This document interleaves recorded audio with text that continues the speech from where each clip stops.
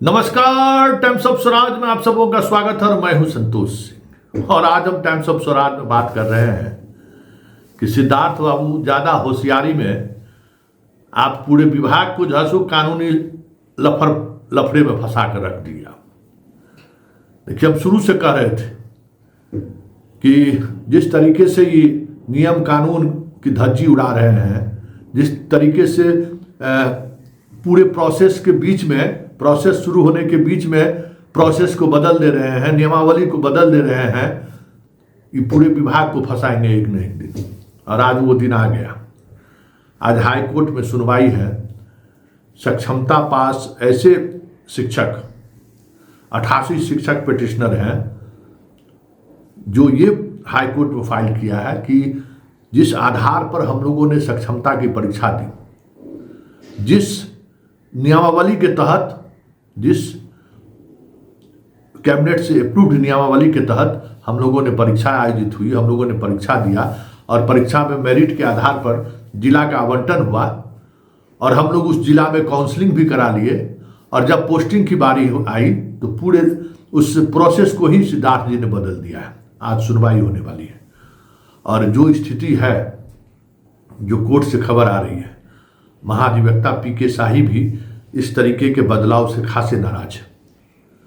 और कहीं सरकार, शिक्षा विभाग के उस फैसले के खिलाफ जजमेंट आ जाए हाई कोर्ट से तो कोई बड़ी बात नहीं होगी। उसी तरीके से हम बार बार कह रहे थे कि प्रधान शिक्षक मामले में जो आप कर रहे हैं वो कानून के विपरीत है, हाई कोर्ट सुप्रीम कोर्ट के जजमेंट के विपरीत है। लेकिन सिद्धार्थ बाबू तो अपने जिद में, मतलब होता है ना, एक आईएएस का जो है सो जो हम हैं सो हम ही हैं, हमारे अलावा कोई नहीं है।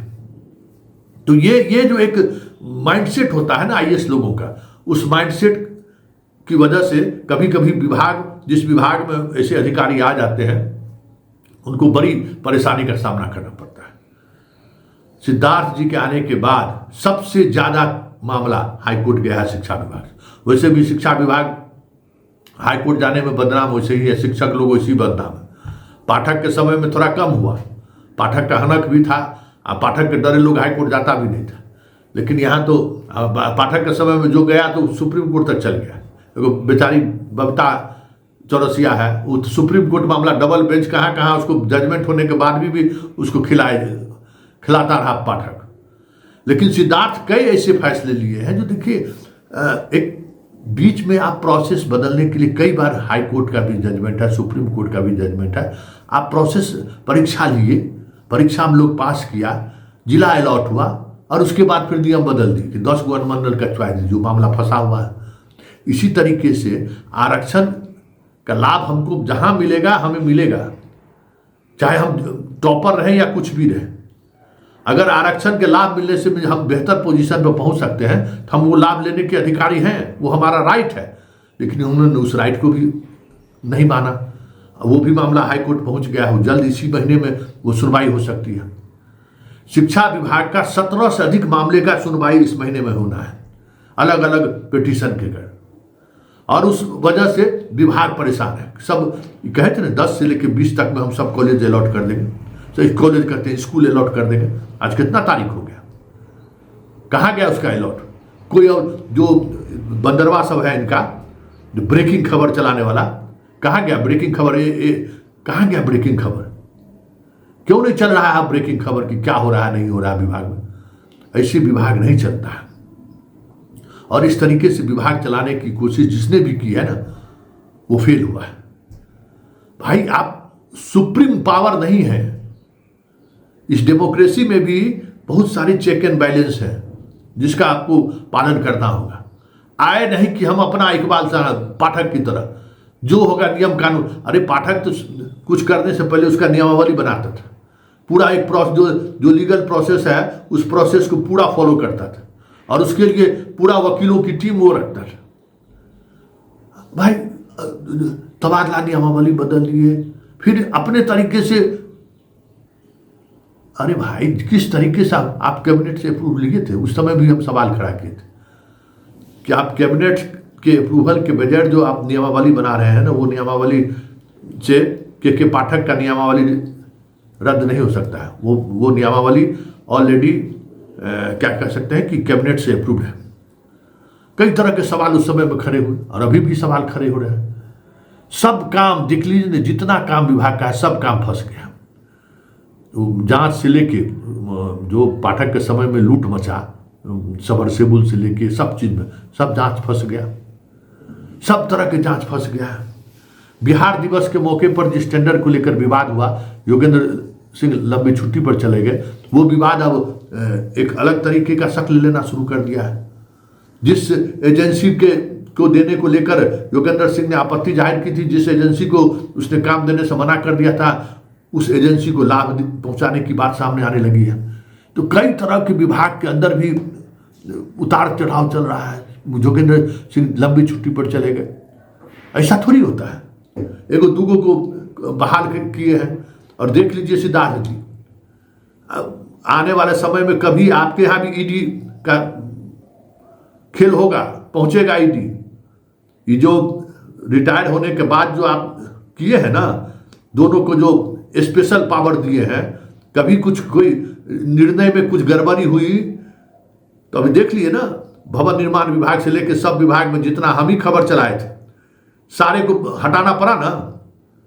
तो ऐसे लोगों के सहारे जो काम आप करवा रहे हैं, और सवाल खड़ा हुआ मामला, क्योंकि अभी ईडी का नजर बिहार पर बहुत दूसरे तरीके का है, और सब निर्णय आप कह रहे हैं कि उन्हीं 2 रिटायर्ड अधिकारी के माध्यम से आना चाहिए। तो वो दिन दूर नहीं है जब शिक्षा विभाग को लेकर भी चर्चा होनी शुरू हो जाएगी, और कई निर्णय पर सवाल खड़े, ट्रांसफर पोस्टिंग पर सवाल खड़े हो ही गया, निविदा को लेकर सवाल खड़े हो ही रहे हैं, कॉन्ट्रैक्ट पर जो बहाल है बस उसको हटा देना है। मतलब कुछ भी हो, किसी भी तरीके से हो, हम मेरी मर्जी। तो भाई विभाग आपकी मर्जी से नहीं चलता है, विभाग नियम कानून के अनुसार चलता है और नियमावली के तहत चलता है। और ये बात आपको समझ लेनी चाहिए कि ये जो कुछ भी हो रहा है, जितना मामला हाईकोर्ट जा रहा है, एक में भी विभाग को अगर बैकफुट पर आना हो, महिला आरक्षण वाले मामले पर परेशानी में वैसे ही सरकार है, करें तो करें क्या, तारीख पर तारीख ले रही है सरकार। उसमें भी इसी तरीके से अतुल प्रसाद और बाकी लोग मिलकर जो है सो होशियारी दिखाए और सारा नियम कानून हाईकोर्ट सुप्रीम कोर्ट के जजमेंट के विपरीत जाके बहाल कर दिए। अब सरकार के पास जवाब नहीं है तो हाईकोर्ट में तारीख पर तारीख ले रही है। कई मामला TRE 1 TRE 2 को लेकर अभी भी वहां पर है, महिला आरक्षण को लेकर अलग से है, सप्लीमेंट्री रिजल्ट को लेकर अलग से है। मतलब पूरे पटना हाई कोर्ट में 100 से अधिक मुकदमे पिछले चंद दिनों में हाई कोर्ट पर रोजाना तो हो रहा है कि भाई किसी तरीके से उसकी बात सुनी जाए। और ये सही अलग बात है कि हाई कोर्ट में अभी सरकार की तरफ से तारीख ले जा रही है, हाई कोर्ट भी तारीख पर तारीख दिए जा रहा है। लेकिन इतना तय मानिए कि जिस दिन केस खुलना शुरू हो गया, जिस दिन बहस शुरू हो गई, कितना केस में सरकार सब कुछ इधर उधर कर लेगी, बहुत कुछ है। हाईकोर्ट भी कितना आंख मूंदेगा, हाईकोर्ट के सामने में भी तो बहुत सारी चीजें हैं, सब कुछ सामने अब आने लगा है। इसलिए जो स्थिति जिस तरीके से सिद्धार्थ जी आप विभाग को चला रहे हैं ना, आने वाले समय में विभाग के तमाम अधिकारियों की परेशानी मुश्किलें बढ़ने वाली हैं। जबरन डिसीजन नहीं होता है, कानून जब कोई कलम चलाता है तो समझिए कि अपना नौकरी वो दांव पर लगाता है। और ऐसी स्थिति में अगर कानून सम्मत और नियम सम्मत जो कामकाज का तरीका है उसमें अगर आप छेड़छाड़ कर रहे हैं तो मामला हाईकोर्ट जाएगा ही। और देखिए अब हाईकोर्ट में दोनों मामला है, अब उसका जजमेंट क्या आता है, लेकिन इतना तय है, इससे विभाग के मनोबल पर प्रभाव पड़ता ही पड़ता है, शिक्षकों के भी मनोबल पर प्रभाव पड़ता है, और अल्टीमेटली नुकसान छात्रों को उठाना पड़ता है।